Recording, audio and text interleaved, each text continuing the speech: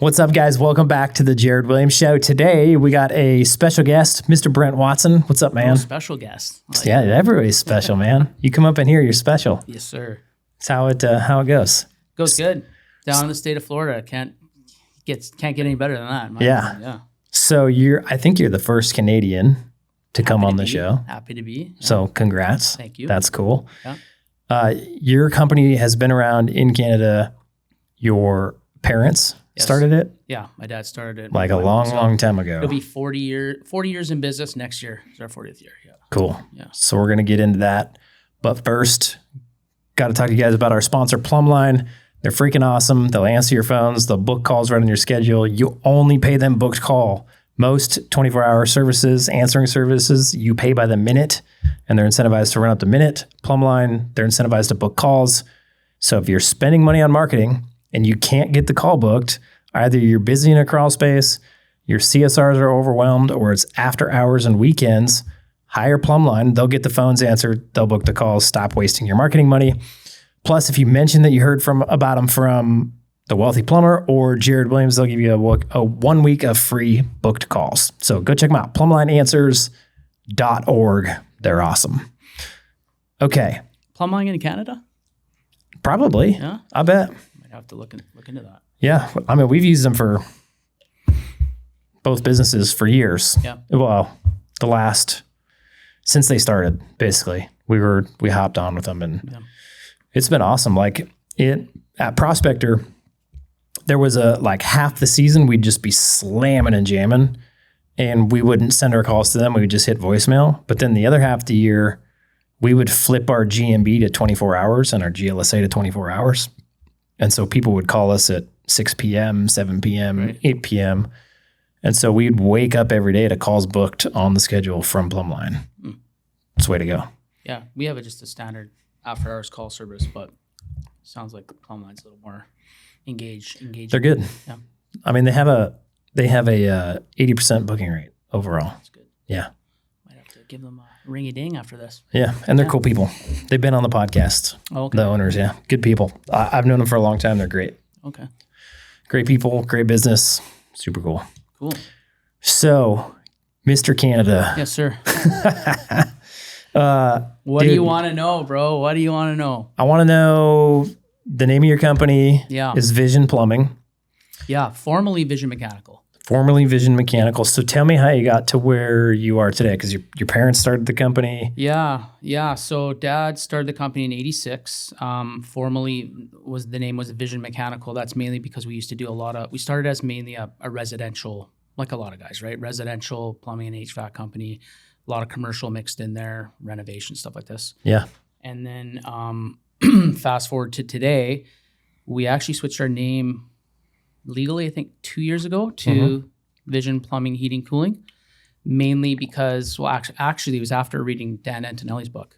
Oh, yeah. I read that and saw that they said like 70% of people that book calls are women. And that's why your logo is so important. And it caters to those people, the women's side, the ones that are booking the calls, as well as your name, right? Yeah. And mechanical can be kind of confusing. We actually had people, of course, calling us, once we started switching into the home service space, calling us thinking we're mechanics. And I was like, well, that's not going to work, right? So we decided to do a whole rebrand and, rewraps, new name, new logo, kind of kept a little bit the touch of the old logo, but basically had a whole new design and new name and complete new business. Yeah. Literally. That's cool. Yeah. And your dad started, he was doing residential and commercial new build stuff. Yeah. At what point did you start working for the company? Yeah. Well, just like any family business, basically since I was a little kid, helping out. We live in an area called Kelowna, which is in British Columbia, which is in the interior. But we started out, I was born in Vancouver, which most people know where Vancouver is.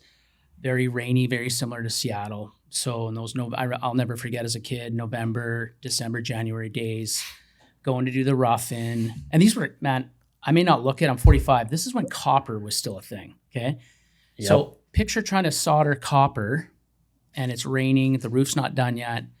You got cold November, December rain dripping down everywhere from the studs and you're trying to do this. And I just remember thinking when I was a kid my dad was like, always like, one day you can take this company over, and I'm thinking, hell no. I'd be honest, I did not want to be a plumber.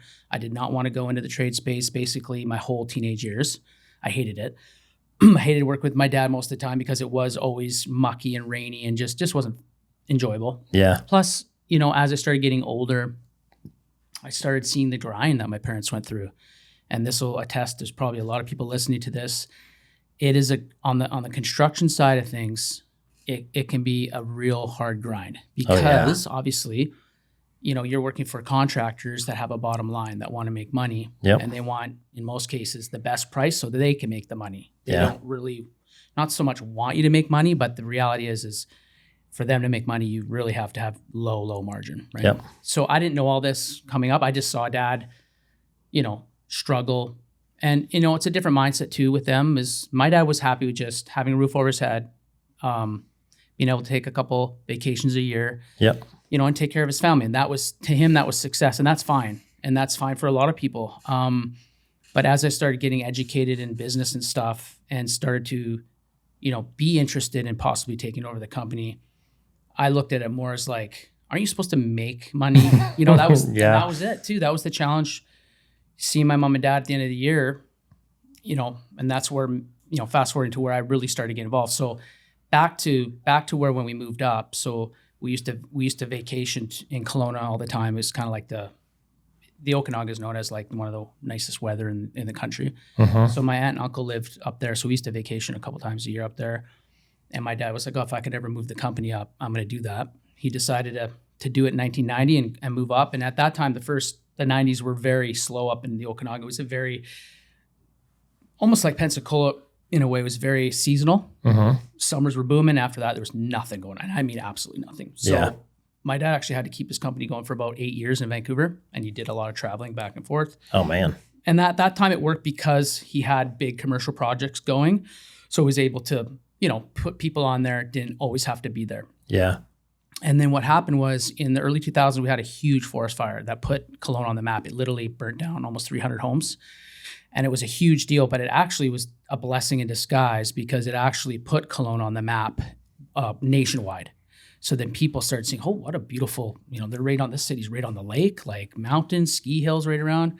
And what happened is Kelowna started to rebuild and then just never stopped. And it just has been pretty much a boom ever since then. So then, at that time, I was kind of where I worked in the oil sands. A lot of guys do that in Canada, especially Western Canada, because Alberta has a big, we have a lot of oil up there. So, and it pays good. Yeah.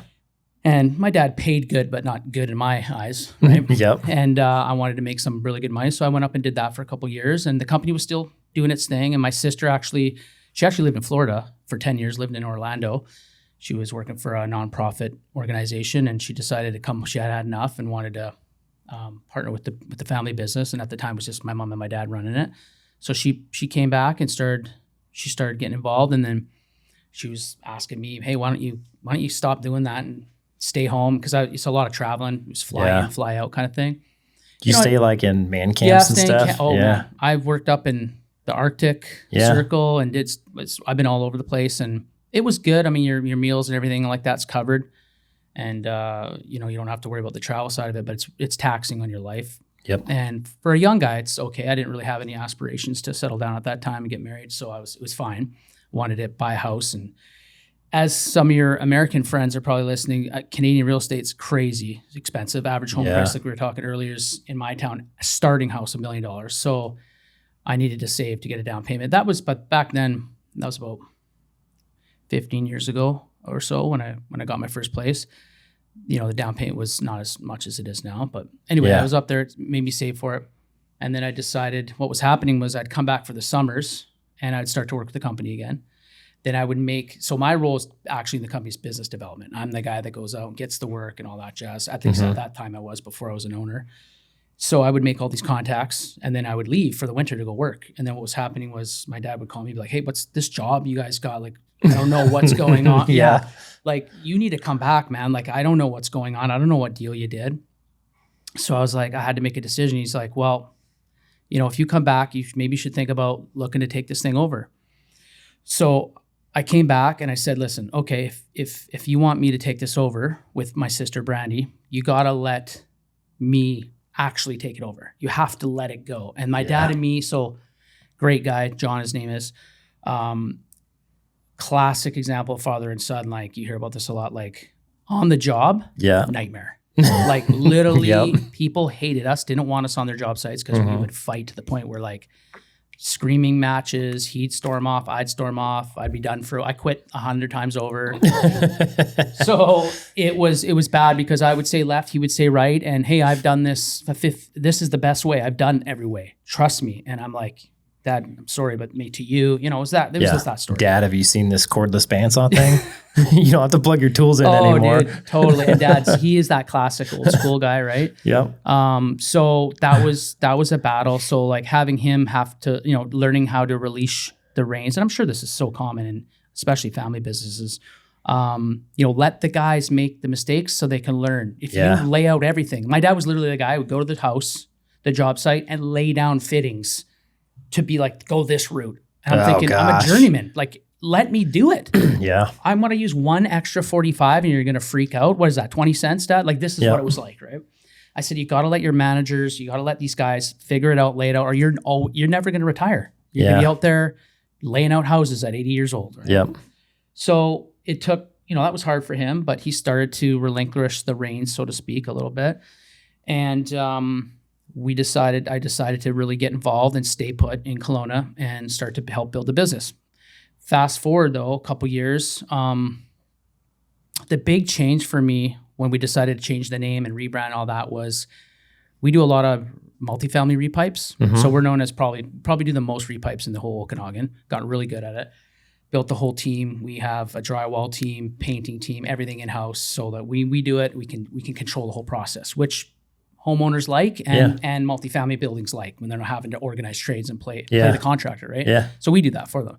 And that helps because I grew up in the Okanagan and I know most of my buddies are trades guys, owns companies. So I partnered with them and we've been able to do well with it. So where the actual, it was literally a turning point for me was we picked up this building, 246 units.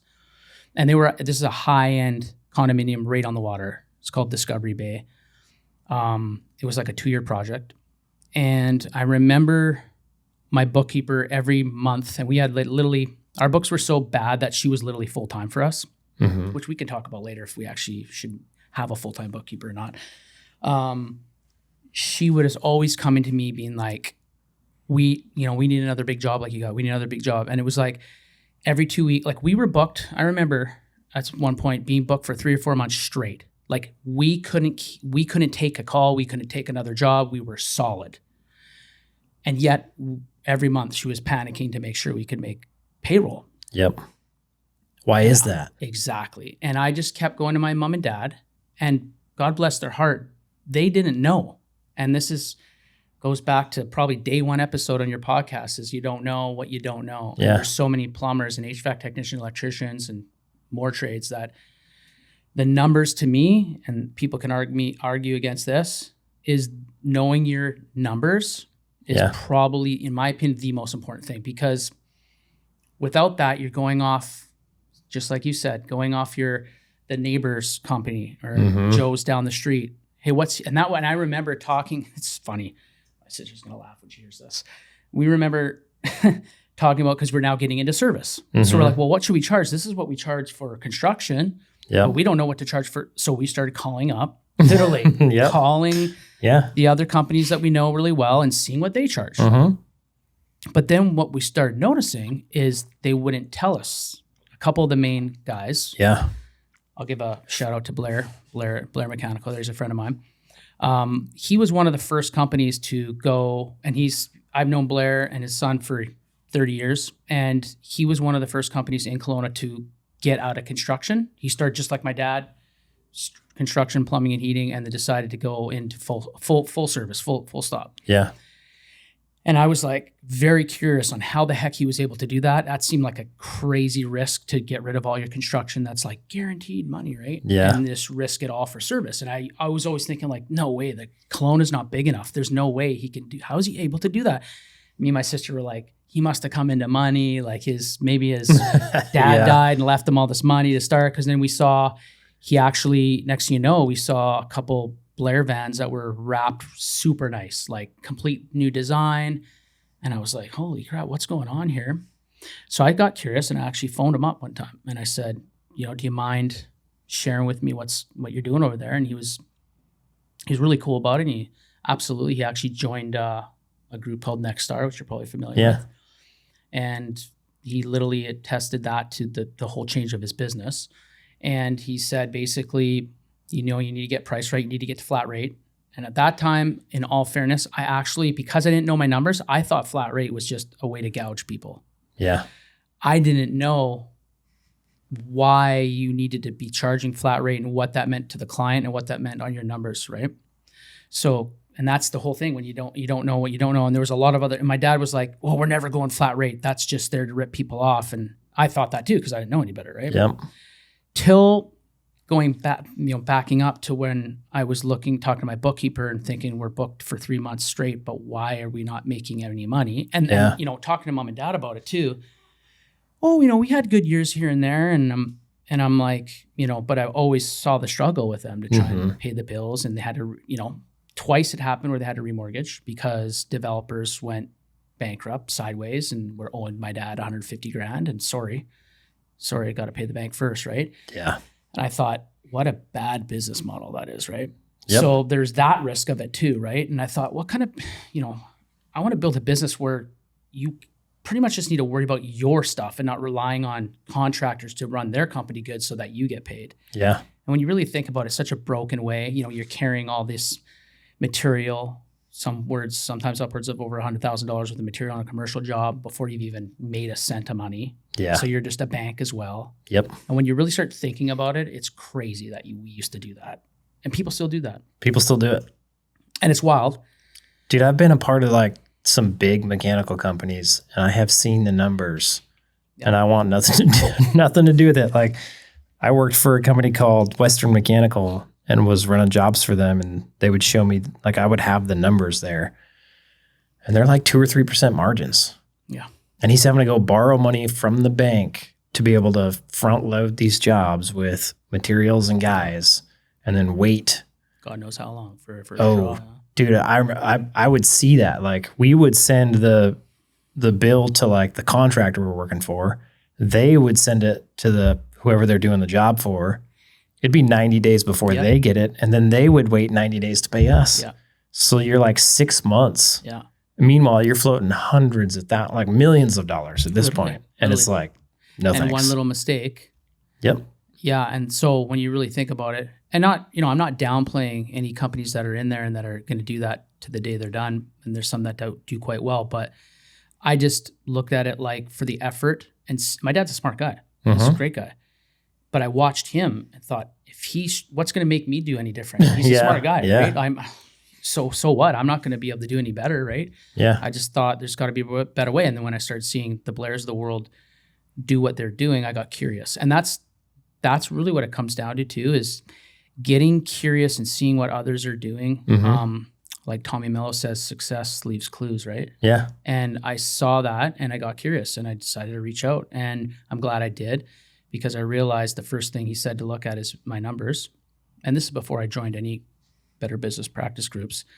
We started diving in and oh my goodness. And to be honest, I got a lot of the information from you with the calculator, plugged in some numbers and I almost puked. Yeah. Because I realized, oh my goodness, like we are not charging near enough of what we need to be to even just stay afloat. Yeah. And to be realistic, if we would have kept going the way we were going, we probably would have went under sooner or later. Yeah. We made a mistake along the way. This is a classic, business mistake where we were in construction and we saw a big need because we were struggling to find good sheet metal mechanics, do good sheet metal work. So I thought, hey, there's a niche that we could get in. Why not add sheet metal? Just like people want to add electrical or whatever. I thought it was a viable move, but I didn't know the numbers. I didn't know what the margins were in sheet metal. Yep. I just saw the need. Yep. Oh, there's not enough guys. Like we could add that and we already get there. We could just add that service, no problem. Well, that was a hard lesson and a really expensive one that to this day, we basically just paid off that debt. I ended up going into $500,000 of debt, buying the sheet metal company. not knowing really what the hell I was doing, and did not know the numbers. And the margins were absolutely horrendous. Yeah. I mean, I'm not saying that's like that everywhere in Canada, but in Kelowna, I can see why it's such a struggle, because the people were, it's hard to do good work because you got to pay guys what they're worth, good quality guys. And no wonder the margin's so crap, because no one can afford anyone good. That's why the work's so shitty. Yep. Anyway, really hard lesson to learn. But I did learn. Thank God. Me and my sister learned, if we're ever going to buy a business again, we're going to bring in a business broker to understand that as well. And because I feel even though you might know your numbers, there might be still stuff. Like, hire the people that do that for a living if you're buy and sell. That's so classic too, like of a business owner to look at a business that most people don't make money in, and you're like, oh, I can do it better. Yeah. Instead, you should go to a business where everybody's making tons of money and then go do that, because you can likely find somebody to show you how to do it. Totally. Yeah. Yeah. That's fun. So hard lesson, but you know what? I look back, do I wish it never happened? Yes. I mean, I would have rather not had to learn that lesson, but I did learn from it in a good way. Yeah.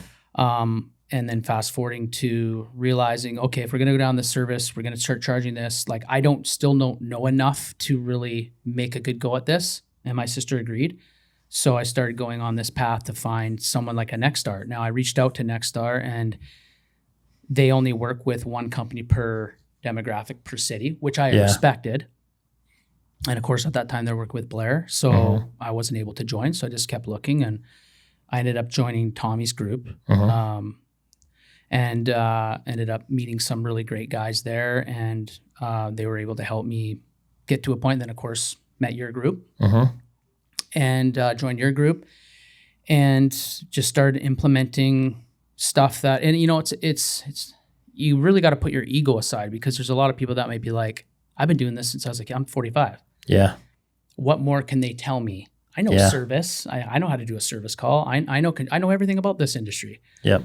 But what's crazy is, so I've been doing this since I was basically 14, so damn near 30 years. Yeah. And I literally feel like I just started learning it. And it's true. Yeah. It's true. Like on the service game, right? Yeah. Like when it comes to service, it's a whole other ball game compared to construction, right? Yep. There's so many more moving parts. I knew nothing about marketing. I knew nothing about sales. Yeah. I knew nothing about being a good communicator to your client, all that stuff. I mean, I was a natural good gift of the gab, just like my dad. And that makes me kind of good at what I do on the sales side of things. But I didn't know that doesn't help me on the business side. Right.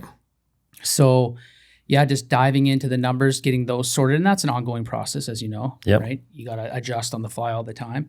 But knowing that, I'd say when it comes to starting out, probably any business is probably your number. People can argue me on that. But in my experience, that should be your key focus first. Get price right. Know your numbers.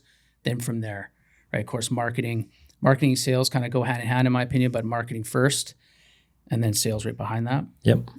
We've been trying to get into being consistently at least once, if not twice a week in training for our staff. Yeah. And that from CSRs up to the technicians.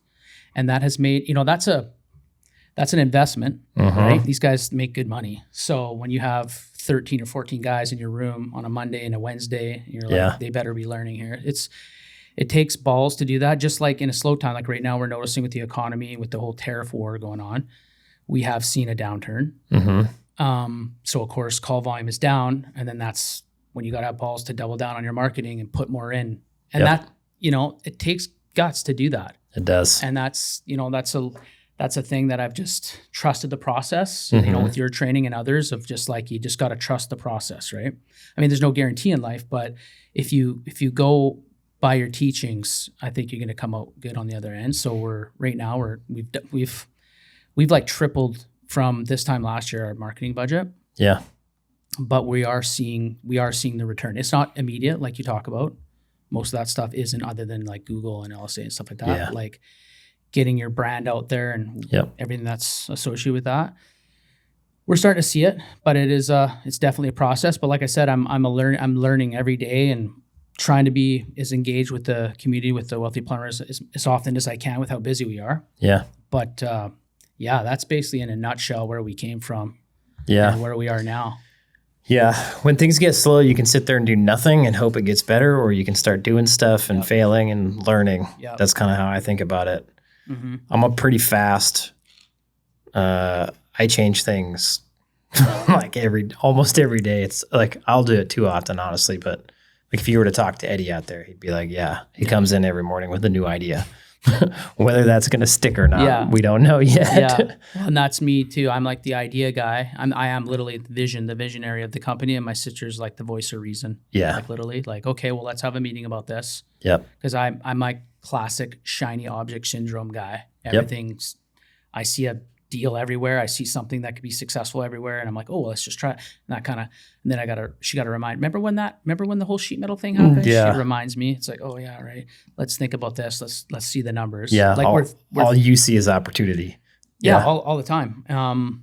And where people can get confused with the opportunity is they see the need, but they don't know the numbers to the need. And that's goes back to that thing. Like just because things you could see where you could fill the holes, you got to know, is there going to be money with that filling those holes? Are you going to make money filling those holes? Yep. Is it worth it? Like right now we're thinking of adding duct cleaning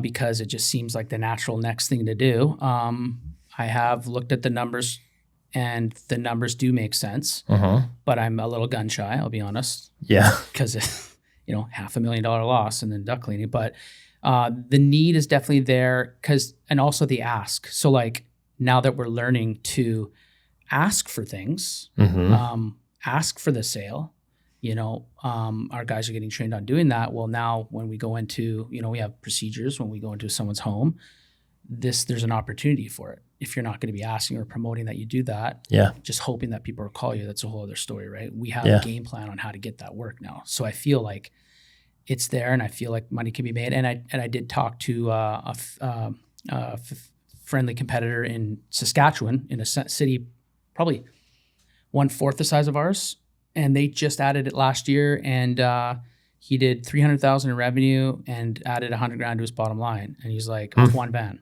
Yeah. And we're 4 times the size. So I feel, and we're like, where Kelowna is surrounded by mountains, lots of forest fires the last 5 to 10 years. So smoke always in the valley in the summer, stuff like that. So air qualities can be quite bad.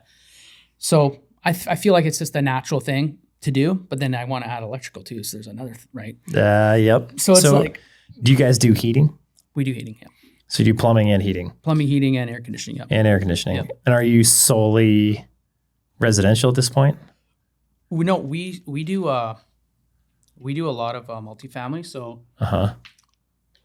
and that actually gets us a lot of work. There's a lot of companies like Blair doesn't do it.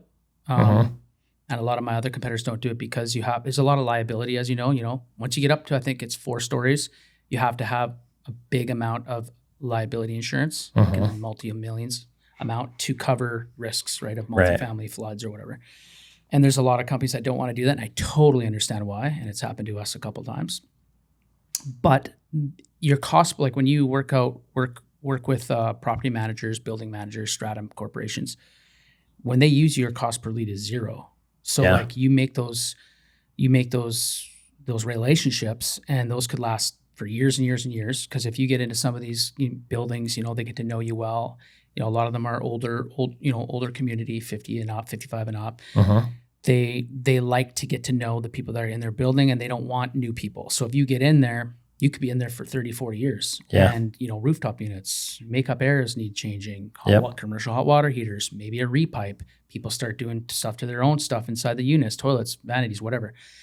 So we've been doing that. We've been doing well. And, a big goal is just to keep growing that side of it too, right? Yeah. And we don't have a lot of competition with that. And I've made personal friendships with a lot of the strata managers in there, go golf with these people, take care of them, they take care of you. So that's been a good side of the business right now. Interesting. Yeah. Yeah. So in that case, like you're already in the building. Yeah. Let's do more for these people. Absolutely. Right? Yeah. See, and that's where thinking about adding duct cleaning. Well, these buildings need duct cleaning, right? Yeah. And if you could just add one duct cleaner or one electrician. Exactly. Yeah. Yeah. So that's kind of, we're kind of tossing up which one first, electrical or duct cleaning. I think probably duct cleaning. We work with a little shout out to Hotwire Electric. We sub them for most of our electrical stuff, and it's been a great relationship. But I'm getting to the point where I keep them so busy that it's almost like, well, why am I not doing this myself, right? Yeah. We were kind of at the same point with Prospector. Like, do you guys, like, when you're doing heating and air conditioning, what kind of heating do you have? Is it? Forced air. It's forced Mainly, air. Yeah. Yeah. So in Alaska, we're like oil-fired hydronic boilers. There's a lot of electrical and controls involved. Yeah. And so as a like heating technician there, you just have to get good at electricity. Figure it out, But we were doing enough installs to where I had these plumbers that are really hard to find and trained to do installs, doing the electrical on these. And I was real close to getting an electrician to come in. Yeah. And just then we could start running electrical service calls, and he could go do all the electrical on all the installs, and he would probably do it better. And we could have one electrician that handled the whole need, probably bringing quite a bit more revenue. Yeah, that's interesting. Right. For us, the heating was always the best. I mean, that was our bread and butter. Oh yeah. Yep. See, for us, it's plumbing. Like, we started as a plumbing company, obviously, and I'm very lucky. Dave, Jeremy, and my other team, like Jeremy's my plumbing manager and Dave is my HVAC manager, but Dave's actually started journeyman plumber in the commercial side. So he knows big stuff. So when we're in the big buildings, we got a guy to lean on. And Jeremy's been with me for 14 years. Dave's 6, I think now. And Jeremy's just a great manager on the plumbing side. So plumbing is like our bread and butter. And I find too with the plumbing side, it's much more, I don't know what it was like with you. We can touch on it, but like we find that we get way less kickback on plumbing calls than HVAC calls. Like we find that, I think it's because it's more of like a demand service, like it's a leak or something's broken. Yeah. They just don't want to worry about getting other quotes if you get there first in a lot of cases. But with HVAC, it's much more like we're planning to replace our furnace. We're thinking about replacing our air conditioner. We're going to get 5, 6, 7 quotes. Yep.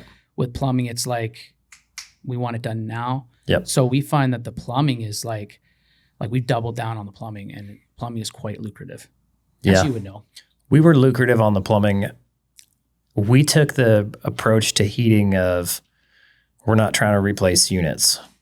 Like we took a very service first approach to our heating. So we're going to repair over replace. Right. And we're only going to replace like if you totally need if you ask us, fine. Or if we go there and it's so stinking old that we're like, dude, you might want to think about getting this replaced. Or if it came to like the repairs were going to cost like, 10 grand and it's 20 grand to get everything replaced, we might say, hey, you might want to think about just that sounds right though. Spending the extra $10K to get it replaced. And if we were their maintenance contractor up until that point, then it was a pretty easy sale to get the replacement. Right. We'd done their maintenance on their heating system. We'd done their plumbing for them.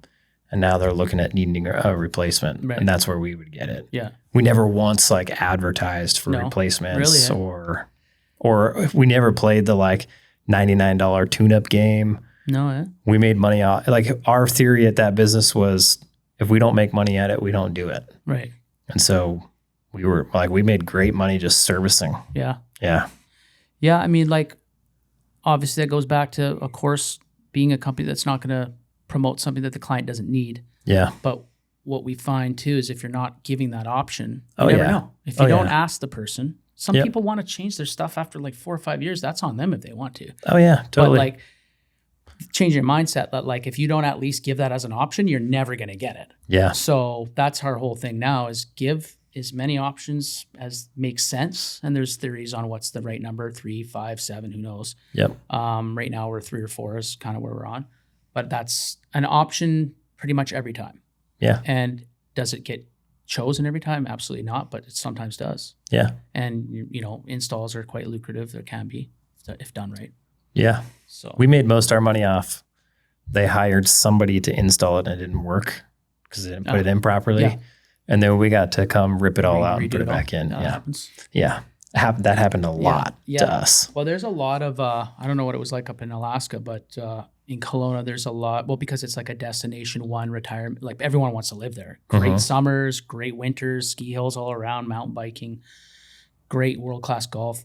So everyone wants to be there. I totally understand why, but there's a lot of one-man operations. It's a battle, right? Because our margins are just not the same as theirs. So Right.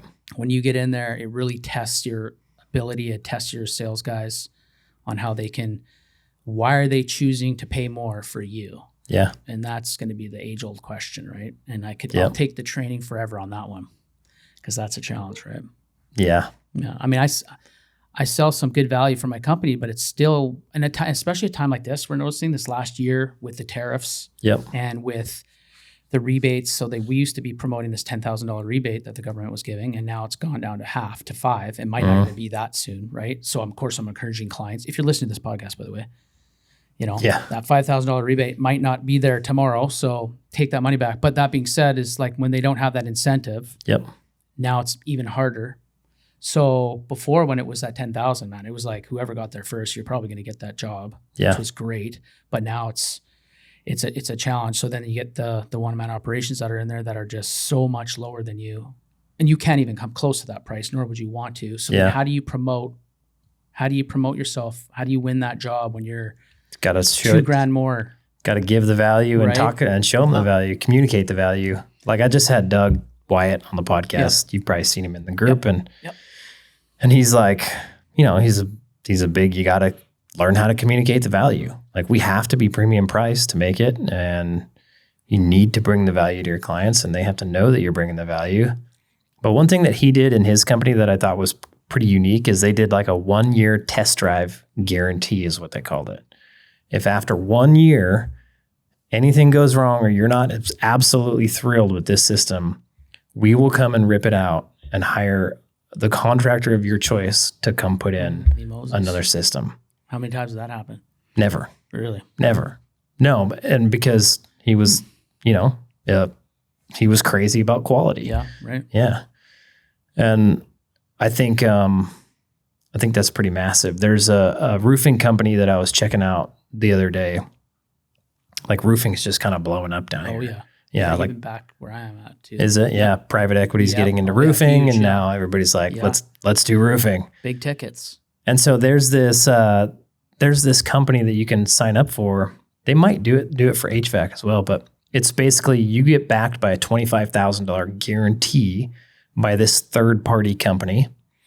And so these roofing companies are going out and they're showing all the value. They're going through the sales process, and they're like, plus we're part of this program where if anything goes wrong or you're not absolutely thrilled with the work that we've done and the service that we've provided you, you can go get $25,000 from these people.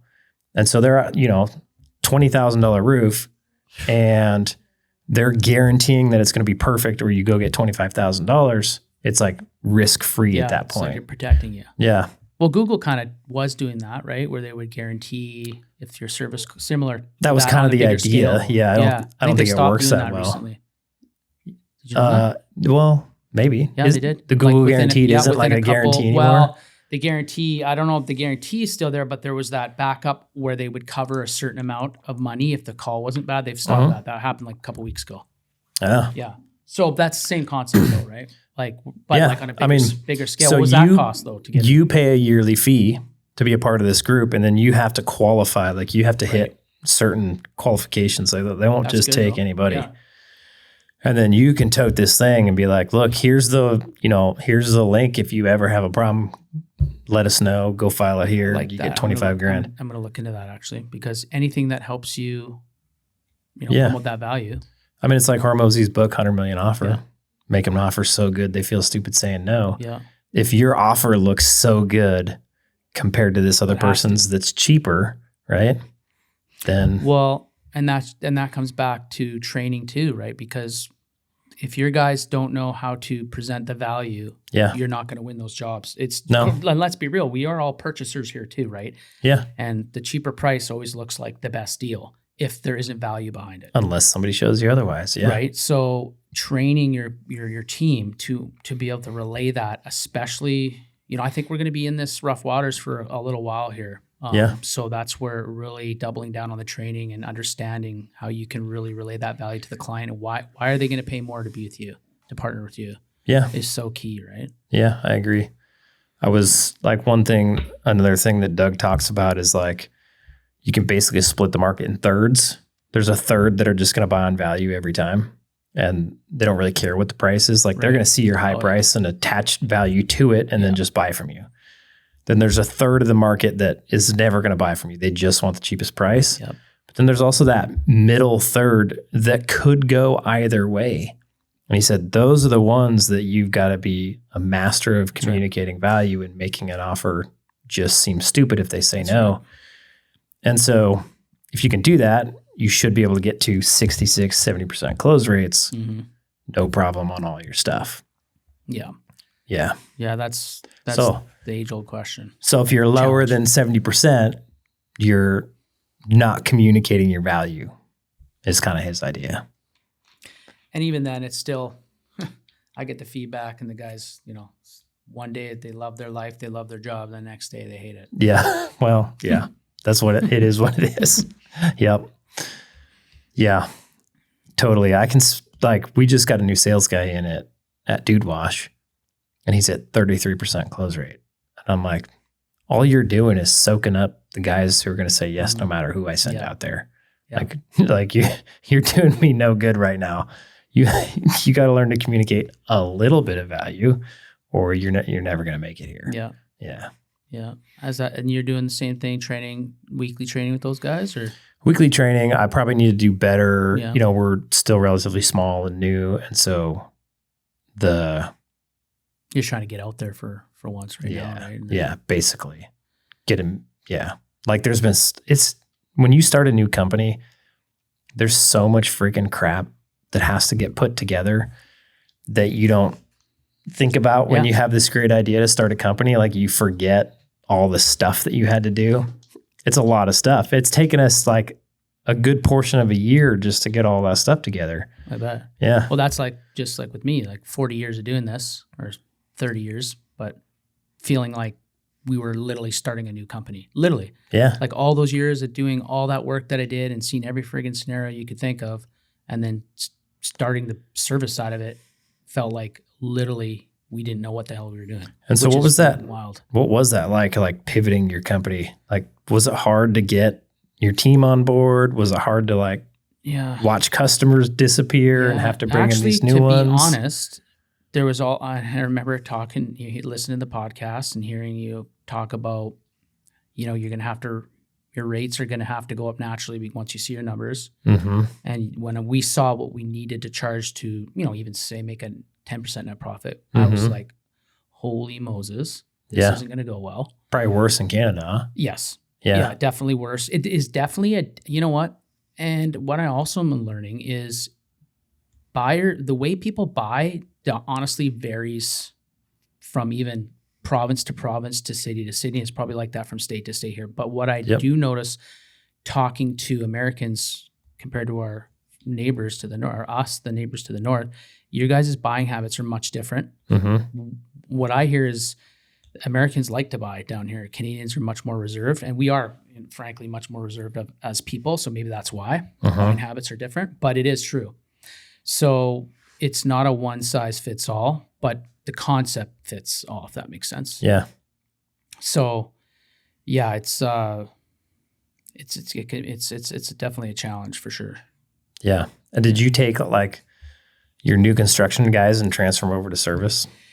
Or transition them? Yeah. So luckily most of my guys were already good communicators. Mm-hmm. Like they weren't like your classic plumber that you see with an ass crack and glue from head to toe.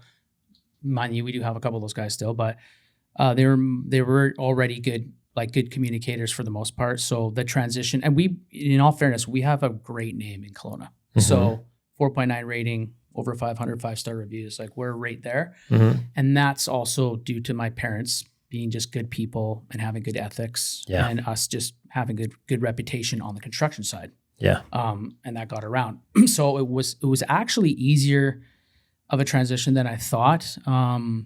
We didn't get the pushback I thought we were going to get. Mm-hmm. Right now, probably maybe 1 out of 20 calls is a complaint about price. And what I find is when that complaint happens, it's usually because it's the quick call, it's the dripping faucet, or whatever leak at the laundry, and the guy's in and out in 20 minutes, and you're charging whatever you're charging, and people are freaking out. And that's goes back to presenting value. Yep. So I've been working on that recently with the team in training is when you're going to go to those quick calls that you know are going to be fast, what else are you going to do there to provide value so the client does not freak out over the bill? Yeah. Because I would too. And I tell, wouldn't you? If you're going to get charged this, you don't understand what it costs to, you're just associating time and how quick they did that to how much they're being charged. Yep.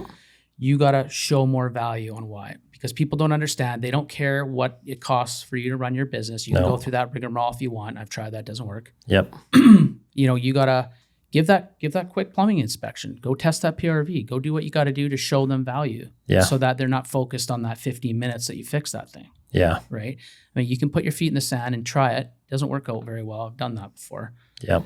So the transition has been actually positive, honestly. And it feels good because I thought it was going to be much rougher and we were going to get a lot of pushback and it was going to be a grind. We were able to shift pretty quick. And I'm not kidding. We saw immediate results. And what I mean by that is we went from, so the year prior to last, we did about 2.8 million in revenue, made no money. The next year we did about 3.5, made no money, or maybe even a loss because of that sheet metal company. Well, it would have been a loss. And then the most recent year when we had everything switched over to the flat rate, pricing was right. And of course, this is still a learning process and always will be. We did this year just over 5 million with like a 16% net profit. Nice. So it was like, that is a prime example of when you do the things you're supposed to be doing, you know your numbers, you're providing options, your marketing is close to dialed in. Yeah. I don't know if it'll ever be dialed in, but you're learning the marketing. That's on top of you're on top of that. Yeah. Top priority. You're doing training. All these things come into that. Yeah. Right? They play a pivotal role for you to get that. And it was exciting to see that. And now I actually feel like I'm just 30 years and now the first year I'm tasting success. Yeah. And it's a different feeling, but it's exciting because now you can see what you're capable of doing, right? Yeah. That's super cool. It's very cool. Yeah. It's, and the other cool thing is, Tommy talked about this a lot. He still does. Is build a business where your employees win first. Yep. You'll naturally win.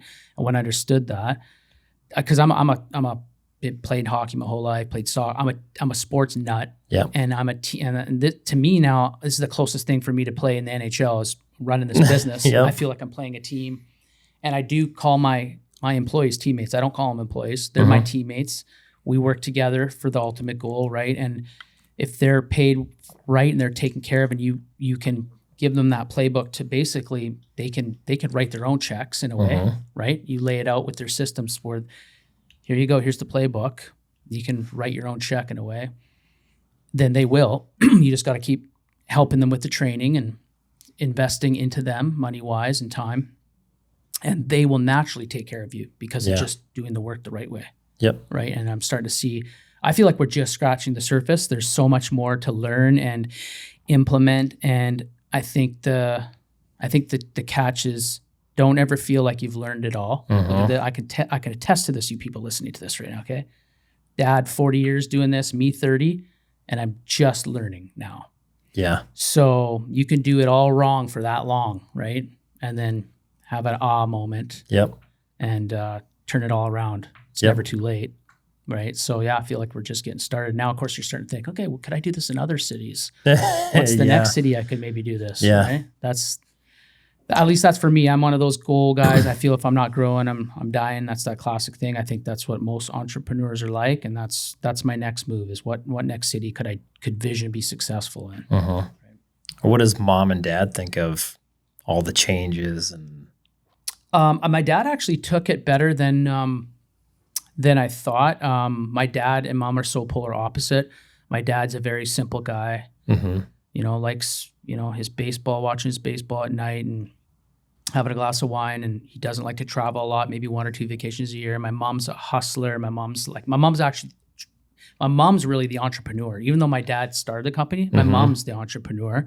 My mom still does side hustles and stuff. She's part of some groups and makes some some money on natural products. She's a health advocate, so she promotes a lot of health products and stuff like that. Cool. She's 69, my dad's 70, so she's not slowing down at all.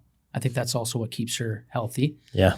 So yeah, they've been great to see that. To see that's what me and my sister have now done with the company.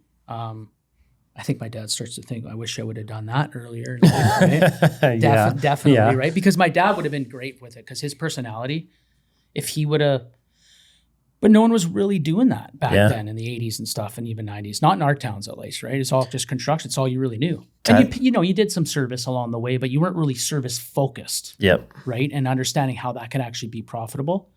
And I think if my dad would have known or joined a group like Nexstar back 15, 16, 20 years ago, it would have been a complete game changer. He would have been great at it because he's just such a people person. I don't think Nexstar was around. No, I thought they'd been around for like 30 years, I thought. Maybe, I don't know. Yeah. Like I remember listening, I think like flat rates started coming around like Flat late rates 90s. Newer. Yeah. Like late 90s, early 2000s is when flat rate was coming around. Like I remember I was just listening to, what is his name? His podcast used to be No BS it's Billy Stevens. I was listening to him. He was one of the first people. I remember he was talking about he went to a conference. I believe it was in late 90s, early 2000s. And he had kind of inherited this plumbing company. And they were talking about flat rate. And he was like, oh, this is the way of the future. Yeah. And he said everybody else in that conference was like, there's no way this is going to work. Yep. And he went back home and he said he implemented it. And his life has never been the same ever since. Well, that's funny you say that because when I heard about Blair doing that, before I went and had those convos with him, I was like, oh, they're going to fail. Like, that's crazy they're doing this because they were like the first, right? Yeah. And there's always that pioneer that, and you're behind watching how it's going to go. That was us, right? And I thought, there's no way. People aren't going to do that. They're not going to pay that. Yeah. But of course, I didn't know for you to sell something like that at that price, you better have quality and everything else that comes along with it. I did not understand that. I just thought, well, this is what we do. We're just as good as them. There's no way people are going to do that. Yep. But there's just so much more to it than just your number. Right? How much did your rates have to increase? Oh, 3x at least. Yeah. Yeah. Did you do that overnight? This is funny. My sister's going to laugh when she watches this podcast. We were at like $99 an hour forever. Yeah. Forever. I don't know. It was almost forever. It literally feels like that. And then when we realized what we needed to get to, that's when I was like, oh my God, this can't be right. And we went through the numbers again and again and again. And with the calculator, I'm like, it is. And then when you also realize, like, the truth is, like, you talk about this, is like every expense in your company is an expense that is associated with the business, which means the client, to get your service, in a sense, has to pay for that, if I can say that in the nicest way. Yep. And understanding that and being okay with that. Yep. For you to be able to provide the best service, for you to be able to have quality, reliable vans with a wrap that people can notice so they know who to call. Yep. When you can have, good marketing, and when you can have training to be able to be a great communicator to the client. To me, and when I say that too, is just people listening, is just because you're a great communicator, so what? That also means you're providing the best service, meaning that you're giving them options that they might have never got from another company. Yeah. And that might be solving issues that they didn't even know they had. Yep. Right. So understanding that, and that's an ever evolving thing too, right? And that's where you could start to get into other trades, adding electrical, understanding, hey, I can solve more problems here. Maybe I should add electrical, right? So, or whatever. So it comes back to that is seeing those opportunities in a good way, but being an honest company while doing so. Like, there's that age-old thing is don't sell people what they don't need. That's very true. And that's where there's some other companies and competitors in my area that are getting it the wrong way, and they're going too far on the side of sales. Let's not forget what we're there to do is we're there to solve their issue, whatever they called you for first, right? But then what else is there that's an issue right in front of them that they don't know that needs to be solved? Yeah. And that's where the opportunities are almost endless. And if you're doing it the right way, it's crazy how clients happily will pay 10x on stuff when you are solving their problems. Oh, yeah. Right? So I remember going, like, when I first went flat rate, and then I built out a price book.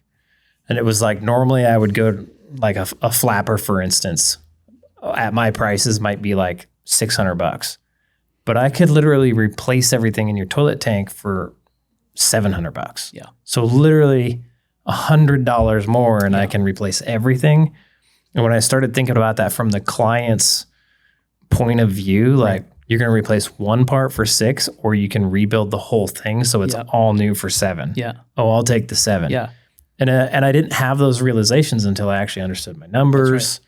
That's right. Figured out what I need to charge per hour, and then started building a price book and saw the time differences on those kinds of things. And it changed that changed everything for me out in the field, because it was like, oh, look, it's $600 to do this, $700 to do this, and I could get you a whole new toilet for $1,200. And the amount of people that just are like, let's rebuild that whole tank, or let's just grab a new toilet. And they were totally happy to do so. Yeah. because the other nobody's ever offered them that. Yeah. Well, and I think, and I just started listening to Alex Hormozy's book you were mentioning on audio, is I think that's that's an ever evolving science too, with the pricing things right. I'm pricing that middle offer a little bit better than the first offer. I think a thing to understand is don't get so comfortable with just that's my price now. We've got this price book figured out. It's done. I think you ever got to be playing with it a little bit and watching your numbers, watching your response from your clients, and seeing how they're taking these offers, right? Yep. And then adjusting on the fly to do them better, right? Yep. I think that's a thing for us is, and of course that's the thing I think you can neglect the quickest. Yeah. Because you're busy, and you're doing other things and things you're making money, so it's sweet. But you don't realize is the magic, they say, is in the numbers and manipulating that. And here's the thing. If you ain't good with it, then find someone who is good. I'm not that guy. Yeah. I am not the numbers guy. My sister's better at that. Jeremy, listening, he's better at that. So understanding your roles and knowing where you can lean on your team is important, and let them handle that. But be involved where you can. But that's my thing. I'm not a numbers guy, but I know what needs to be done. Yeah. I know those are things that need to be done, right? Yeah. And have you guys gotten into like digging into close rates on certain items and efficiencies on certain things? To be honest, we know we need to. We touch on it a little bit, but we just onboarded about 4 months ago with House Call Pro. I know you're a big Service Titan advocate. I mean, I love Service Titan, but as a Canadian that is paying almost 40 cents more on the dollar, my team's not there yet where their close rate is high enough, or their average ticket's high enough that I can validate the cost of that program. Now, I'm sure it could do wonders for me, but this also a big learning curve too, from where we were on our CRM that we were with before. We were with them for 8 years. Company called ServiceMate out of Australia. Great company, great price point. But where we felt, and if you're listening, where you were lacking was on the reporting side of things, as well as being able to offer good, better, best options and how that would look to the client. It was just kind of like they weren't there yet. And that's, of course, some of the most important things. We need our average ticket it needs to be easy for the technician. So CRMs that you guys are out there listening, you need to make it easy for the tech to be able to pull up options quickly and even financing. That's a whole other thing, which we're trying to work right now with. So there's only really one company in Canada that offers financing called Finance It.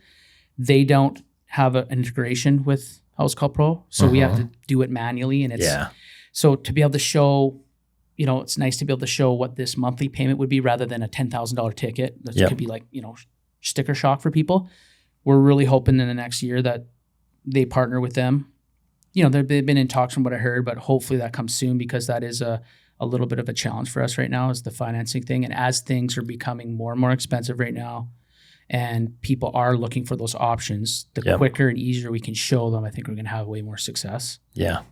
So we're hoping that partnership comes soon. But back to Service Titan, maybe one day, maybe they'll prorate the Canadian rate to the American rate. I doubt it. But it was wild. We did some numbers, it was going to be about $8,000 a month for us. That's a lot of money to be, when the guys and girls just aren't there yet to have that average ticket that made sense. Yeah. So right now we're with House Call Pro. We're still learning it.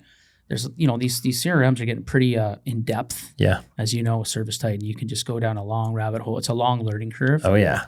And that's also not me. I'm not that guy. I'm not a techie guy. So I have to relate. So great, I come up with these great solutions, and then I'm like, hey, Brandy and Jeremy, you figure it out for me. Yeah. Of course, that goes on them, and they got to train everyone. And So sure, I can come up with these great ideas, but then they're the ones who got to implement it. Yeah. So for now, it's House Call Pro, and so far serving us well. They could definitely do some things better, but they take everyone's ideas and then they run them through the development team, and then hopefully some of those get rolled out in the next launch kind of thing, right? So I've got some good ones from the old CRM we had. Tasking within a job. Hear this? Being able to task within a job. Does Service Titan do that? What do you mean by that? So tasks, you can probably task within Service Titan. Yep. Create a task, yeah. So the nice thing about our old CRM is you could be within a job, a PO number, and then have a task button within that job. So instead of going out of the job, remembering what this PO number was to task the guy, you would just click the task button within that job and it would task whoever that job and that information. So then you're not getting lost in having to remember the name of the client or the PO number. It would just task them. And it's surprising that they don't have that, because the old CRM, which was lacking on a whole bunch of other stuff, that kind of seemed like a day one thing. Yeah. And they're like, oh yeah, we're working on it. It seems like a great idea, but that's been like 9 months ago and it's still not there. But that's such a huge, because we do it all day long. Guys are in a job, they're going to need to talk to the next tech that might be there, or the dispatch or whoever, CSR, tasking. Now you got to create like 3 more steps. It's a pain. Yeah. Yeah. Yeah. But they're learning too, right? Like I know they hire ex-plumbers and ex-HVAC techs to help on the design board, and that's important because we're the ones that are boots on the ground. Yeah. So I think hiring those guys and having them implement stuff is important. The only thing House Call Pro lacks that would make it lacks in some of the reporting compared to Service Titan. So like you don't have like a dashboard with a billable efficiency metric. That's right. Yeah. So you'll have to go pull that data and calculate that yourself. Yeah. Which is it's fine as long as you go do it, right? That's right. That's one of the only ones I know of, is just trying to figure that out on, like, I've talked to people who have like a VA in the Philippines that will go in every night and pull, like, I think they have to go into each job individually and see how much time they sold and then record it on a spreadsheet. Yeah. That's been a challenge, as well as timesheets is another, and I don't know too much about it because I don't deal with it, but Jeremy says it's an absolute nightmare. He has to go through it individually and make sure. So the challenge too is when the guys or girls show up at a job, my old CRM did a great thing where Geo knew where you were, and then it would automatically clock you into that job. But what happens with House Call Pro is you have to do your on your way, and then as soon as you get to the job, you have to click start your job. Well, obviously you could pull up that what if the client's out in the parking lot or whatever, and next you're talking to them, you walk in, you've completely forgot. Well, now your hours are all messed up because now you're actually still on travel time. So then your guy's got to go back, and I'm telling you, he spends hours a week trying to figure out what was travel, what was on the job, what was actually true billable hours. So that's a challenge. So if you're listening, and I have requested this, but have a clock in, an automatic clock in. So that the guys, it just does that for you, because stuff happens, right? You just forget. Service Titan does it. Does it, eh? As soon as you hit dispatch, you're clocked in. And then as soon as you arrive, it auto arrives you too. So they don't have to remember. Does it tell you, our old one too was a nice feature. It would tell you if you were a 20-minute drive, before the 20 minutes started, say time to leave, because it's a 20-minute drive. So I have no idea, to be honest with you. Those are a nice feature. Like, I never used the tech side in Service Titan, so I don't know. Yeah. I know that, like, we used Sarah for a little bit. Yeah, I thought about going Sarah, but the tech side of that was really good. Yeah. Like, it was so simple and smooth and user-friendly. The back-end business side of that was, I had very high expectations and I was let down very hard. It was like pretty terrible. And I think they're trying. Yeah. But man, like the software game, that's a tough game. It is. And I think they all have their good points, at least most of them, and then they all have their challenges that they're trying to work through. I swear they all try to be different on purpose though, because there's some of them that you're like, isn't this like, I'm not a developer, but this should be like day one stuff, and you don't have it, but you have this feature. It's just like, it almost seems like they want to be different. They got to differentiate themselves somehow. I'm telling you from a trades guy, just listen to us trades guys. This is what we want and need. Yeah. Right? If we ask for it, just get it implemented. It'll help. Yeah. Right? Yeah. And it's like the world is changing. AI is coming in. Huge. That's been great for us. Shout out to Podium if I can do that. They've been great with their AI assistants, really helped us. Yeah. Yeah. How are you using that? So basically how Podium works, you've heard of Podium? Yeah. Yeah, it's kind of like Chirp, same kind of idea. Yep. It fields in all our, from our web page to Google to Instagram to Facebook, anyone messaging in, it'll capture that and bring it. So we added, it's called AI Assistant, and how it works is basically, my fear was the cost of these darn leads are so high. Yeah. And, you hear the phone ring, and we got a couple CSRs in there, and my sister picks up backup calls. Even my bookkeeper would pick up sometimes if need be.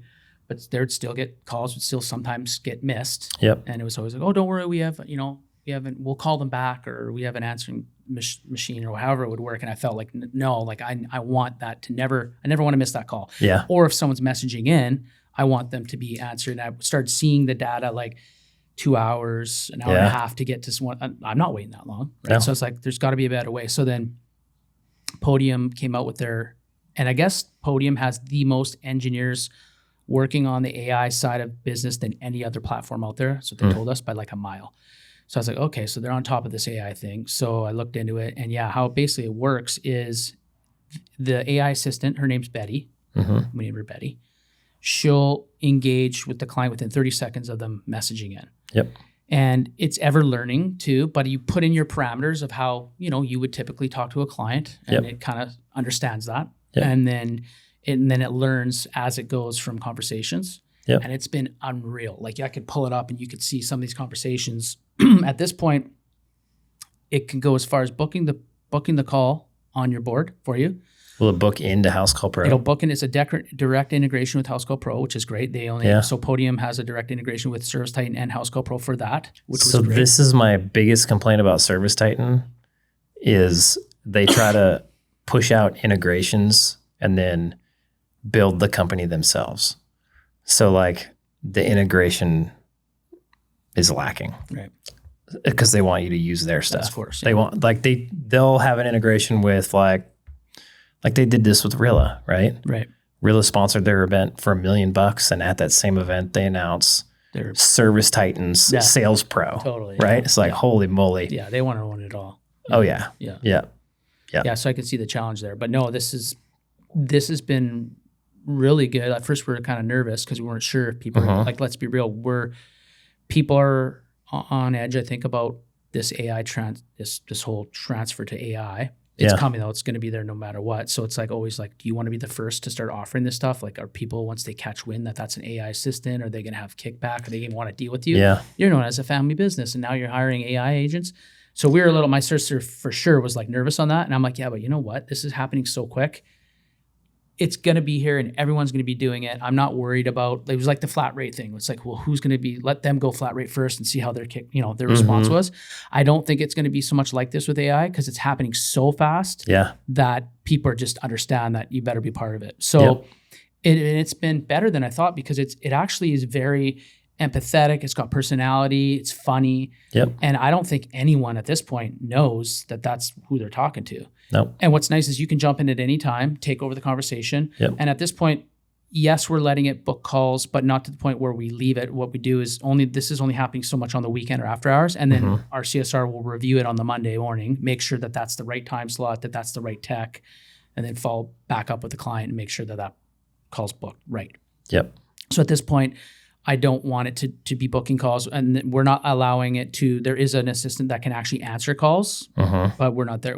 I'm not wanting to do that yet. I don't have the need either for it yet. We're getting all the calls. We're not missing so much calls. Yeah. This is more filling the gaps for after hours and weekends where we would just tell people we're closed right now. If this is an emergency, call this. When people hear that though, they think, well, yes, I'll call somebody else. I'll either call someone else. So maybe it's not an emergency. Maybe I'll call back Monday. Maybe they do. Maybe they don't. What this does is this gets their info, right? Whether they booked the call or not, you now just landed another info of a client's email and phone number that you can use or should be using down the road for reach outs, maybe another targeting ad idea or whatever, right? Yeah. So we're seeing like it's 99% it's getting that information, which is great. Yeah. Right. Those leads are that expensive. You don't want to let any fall through the crack, right? Yeah, we've been using a platform we were on Chirp. It had some limitations. Yeah. We've been using a platform called Adminify, which is basically Go High Level. They took the code from Go High Level and created Adminify.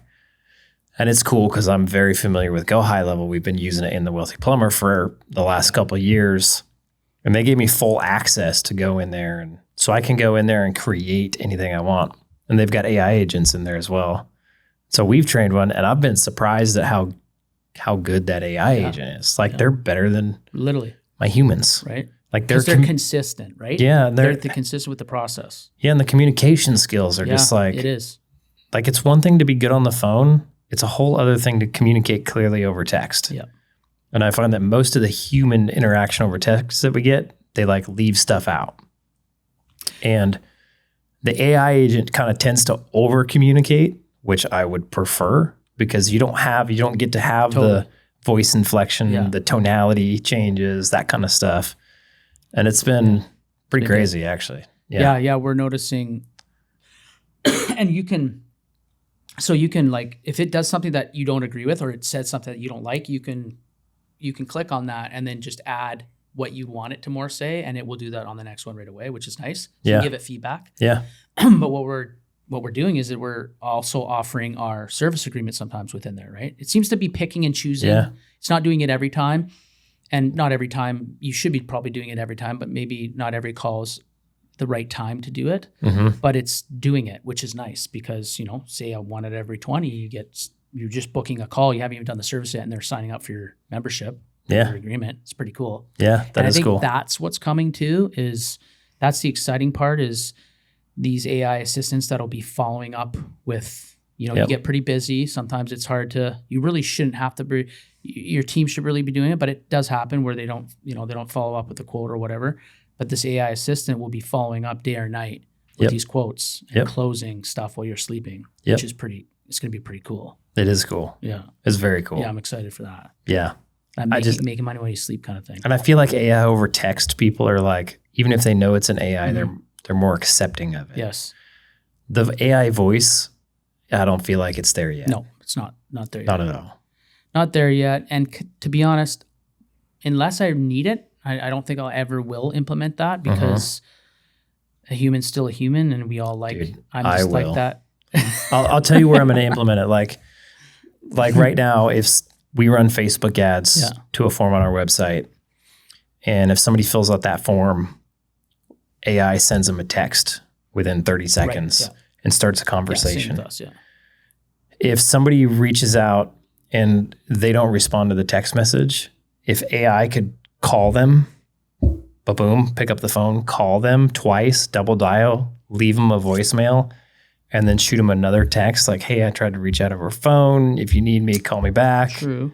And then wait a certain amount of time and follow that same process. Shoot them a text, call them on the phone. Like that would be awesome. I'm with you. It's just how are people going to respond to that when they know or they figure out, wait, is this an AI agent? Is it going to be like a psychological thing? Is it going to be like, well, I call Vision because I know they're a family business. That's what I'm worried about. Is it like, oh, are you going to, now you're going, oh, you're not the family business I thought you were. You're changing. You're having AI robots call me. I think that's everyone's fear. Is like, how are people going to feel about that? I think AI is going to get so good that you're not going to know. Or it's just so every day that now it's accepted. Right? I think both are going to happen. I think it's going to get so good that people aren't going to know, and then they're going to realize it was AI, and they're going to go, oh, that was actually better than talking to a human. So I mean, I hope it happens quick because that's less cost for us, to be honest, right? And I think it's going to happen quick. Like it's getting exciting. I don't know how much you've watched the AI video and image creation quality over the last 12 months. Yeah. It's a year ago, AI couldn't make a hand to save his life. True. And now I can go on AI and make a video and you wouldn't know that it's not real. That's what's crazy. Yeah. I know. I am excited. I'm glad we did jump on that, and it sounds so much cooler too. Like it goes through the prompts, like for HVAC press 1, for plumbing press 2, for accounting press. It does it really quickly. Mm-hmm. And if speed is everything, when people are waiting there, it's like, oh God, I'm going to hang up, right? Yep. But it says it really professionally and it does it really quick. And then if they hang up and they don't get to talk to anyone, it automatically sends them a text saying, would you like to basically continue this? We can book you. Yeah. So nothing is lost. So you've basically exhausted every option. Dude, which is pretty cool. It is cool. Especially when the cost per lead is so high. That's the thing. The cost per lead is ridiculous And nowadays. that's never going to get better, really. So I think maybe like people searching on AI is going to help. Who's really going to benefit from that are the guys who've been around forever. yeah, that's right. The guys who've been working on SEO for 30 years or ever since SEO became a thing, 2008-ish, I would say. Those are the people who are going to like if I did this last night, I went to ChatGPT and I said, who's the best pressure washer in Pensacola, Florida? Did you come up? No.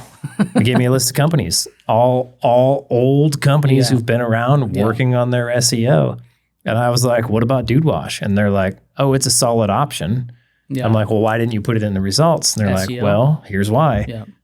This company comes up on all these other resources and if you go look, they've got this many Google reviews and they've been in business this long and they're a part of the BBB. And well, that's funny you say that because our marketing company, I was kind of like, why, some of my guys, they'll randomly search stuff. If they have this might have happened when you had your other company, but it's like, if they have a day that's slow or 2 days, they're wondering why. So then they go to Google and they search whatever, plumber near me or whatever. And if I don't come up, they come to me and say, what's going on with your marketing, dude? I searched and no wonder we're slow. Vision's not. So then of course I go, well, what the heck? And I go back to my marketing company. And that's the age old question too, is like, how do you always get in those top 3, top 4? That's everyone's goal. But what we found is they said and of course we have a good, like our marketing company's great. And we have our monthly check-ins and we go through everything, all the data. Yep. But what they found is on the AI search, which is becoming more and more popular, we're right at the top every time. And that goes back to what you were saying. You've been around because forever. Of our name and how long we've been in business and what we do, right?